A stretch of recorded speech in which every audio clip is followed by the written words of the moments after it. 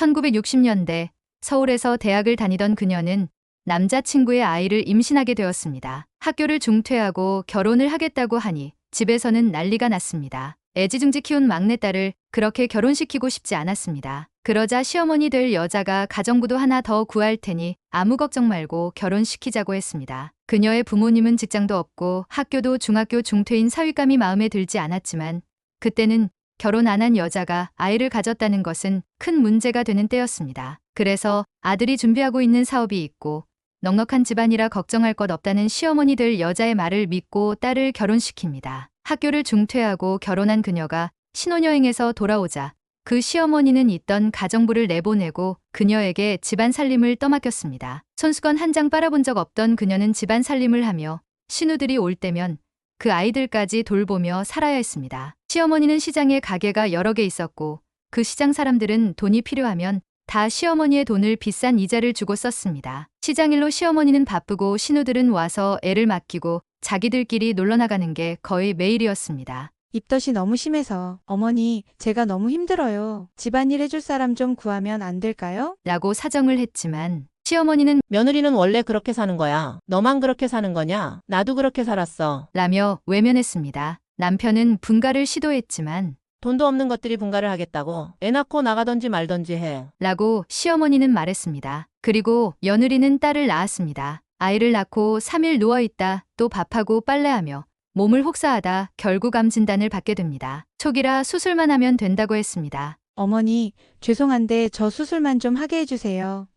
하지만 시어머니는 이렇게 말합니다. 네가 한 게 뭐가 있다고 병까지 걸려. 아들도 못 낳은 주제에. 나 돈 없어. 한약방 가서 약 지어 먹어. 그녀가 결혼하고 친정어머니는 사고로 돌아가셨고 그 충격에 친정아버지는 쓰러지셔서 아직 의식이 없는 상태였습니다. 아버지가 하던 사업은 동업자가 돈을 다 챙겨서 달아나고 아버지 앞으로 빚만 있던 상태인 그녀는 친정 식구들에게 자신의 상황을 말할 수 없었습니다. 어렵게 친구에게 돈을 빌려 수술을 받았습니다. 수술을 마치고 2달치 월세치만 받아 겨우 분가를 했지만 시집살이보다 더 큰 고통이 그녀를 기다렸습니다. 남편은 사업을 한다고 했지만 시어머니가 마지막이라고 준 돈마저 실패하고 직장 없이 빈둥거리기만 했습니다. 그녀는 생계를 위해 화장품 외판원으로 매일 이 집 저 집을 뛰어다닙니다. 딸은 이웃집 할머니가 봐주신다고 해서 그나마 세상에 좋은 사람도 있다는 희망을 가지게 되었습니다. 그러다 둘째를 임신합니다. 남편은 말합니다. 지워. 돈 없어.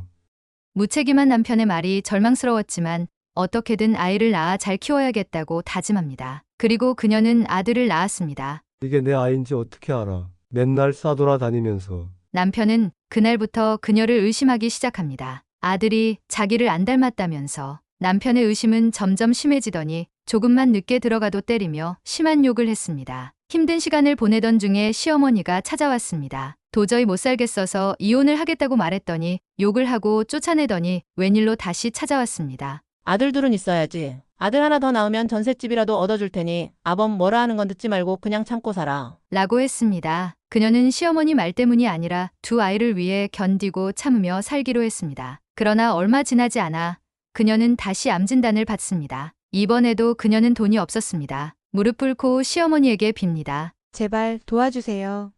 하지만 시어머니는 말합니다. 이번에는 자궁암이라며. 그럼 너 이제 애도 못 낳는 거잖아. 너 때문에 아범이 저렇게 된 건데 너 그건 아니? 대학생 며느리 본다고 주변에서는 장가 잘 갔다고 했는데 그 대학생 며느리가 우리 아들을 폐인 만들어 놓은 거잖아. 그녀는 욕만 얻어먹고 쫓겨났습니다. 결국 그녀는 다시 주변 사람들에게 돈을 빌려 혼자 수술을 받습니다. 남편은 그녀가 벌어온 돈으로 나가서 딴 여자 만나고 노름을 하더니 결국 집에 들어오지도 않았습니다. 돈이 필요할 때만 찾아와서 집안 부수고 돈만 챙겨나가더니 몇 년 뒤 암에 걸려 3개월 앓다가 세상을 떠났습니다. 남편의 죽음 앞에 그녀는 슬프지가 않았습니다. 병들어서 집에 들어온 남편이 불쌍하지도 않았습니다. 그저 아이들의 아빠이기에 마지막 가는 길을 지켜주었습니다. 남편이 떠나고 시어머니 역시 건강이 급격히 나빠지더니 치매 증상이 나타나기 시작했습니다. 그 무렵 시어머니에게 아무도 모르는 숨겨둔 땅이 있었는데 어느 날 며느리 이름으로 땅 문서를 넘겨줍니다.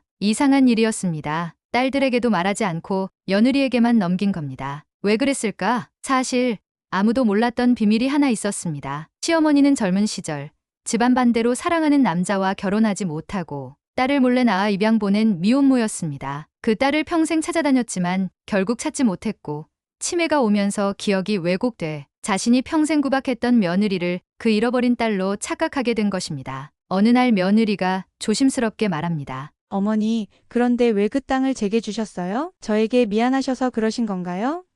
시어머니는 멍하더니 갑자기 소리를 지릅니다. 뭐? 내가 그걸 너한테 줬다고? 당장 돌려줘. 어머니, 이미 어머니가 제게 주셨잖아요. 그리고 이 땅은 아무도 모른다고 하셨잖아요. 이 나쁜 년. 애들한테 전화할 거야. 하지만 시어머니의 수첩에는 아무 이름도 적혀 있지 않았습니다. 번호도 기억나지 않았습니다. 딸들은 치매 증상을 보이자 재산을 나눠달라고 해서 각자 자기들 앞으로 가져가고 자기 엄마를 요양원에 입원시켰습니다. 밤이고 낮이고 전화가 오자 그 딸들은 자기들 번호를 지워놓고 가버렸습니다. 한참을 수첩을 보던 시어머니는 며느리를 바라보며 기억 속에 묻힌 누군가를 보는 듯한 표정으로 말합니다. 내 딸. 이제야 왔구나. 우리 딸. 내 손 꼭 잡아줘.